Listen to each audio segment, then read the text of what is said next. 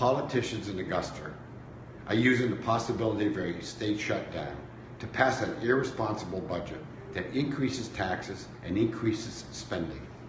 Thankfully, sensible Republican House members are asking for a better deal.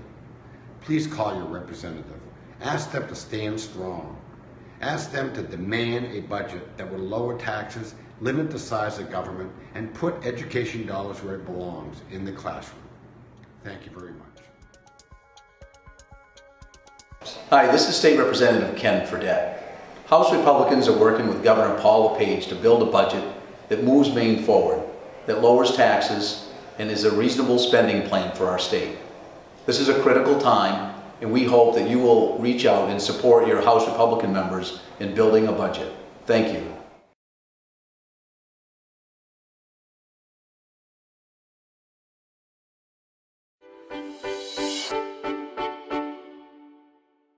This past week, the Maine House voted in favor of restoring the tip credit, 110 to 37.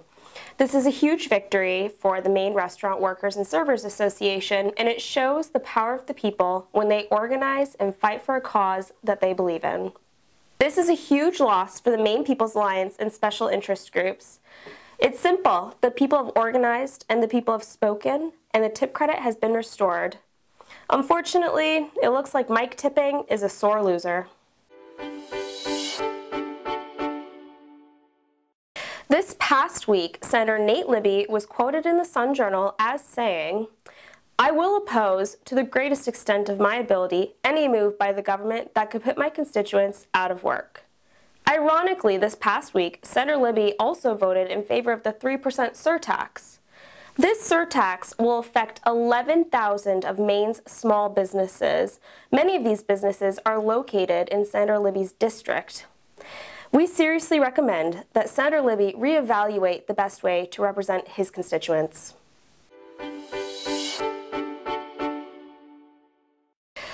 An article just came out citing that 2 million Americans were kicked off of their Obamacare plans in mid-March.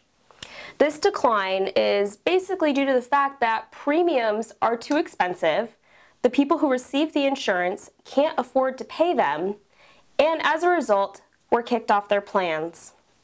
We invite Professor Amy Freed to explain to these 2 million people why Obamacare is so necessary for them.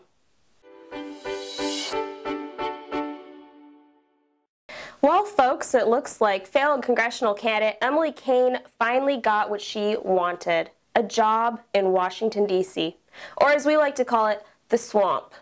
She'll be an executive director for the extreme liberal organization Emily's List. They gave her enough money this past campaign, so it's about time they put her on payroll. We wish the best for Ms. Cain as she begins her new adventure in the swamp.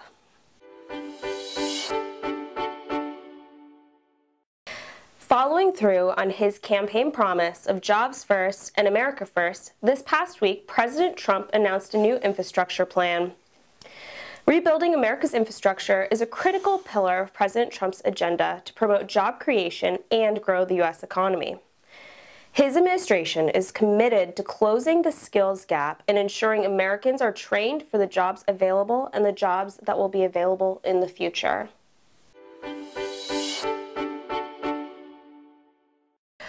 This is our 20th episode of News You Can Trust, and sometimes the things that happen on film don't always make it into the video.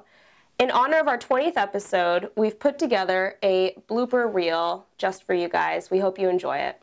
I'm Nina McLaughlin, and this is News You Can Trust. I'm laughing at me.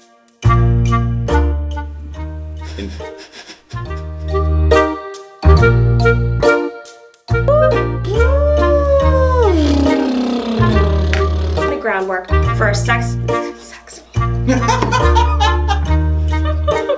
to start over. Yeah, that up to my Takes. How many words, and I'm thinking about my ice cream. Let's try that again. Balls. The Portland Press. I don't want to talk about the Portland Press Herald because they can.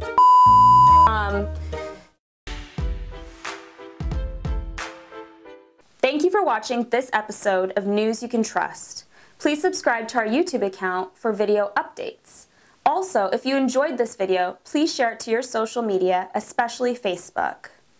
If you'd like to receive emails from us, make sure you go to our page and sign up. I know I'm not a reporter, but you can trust me.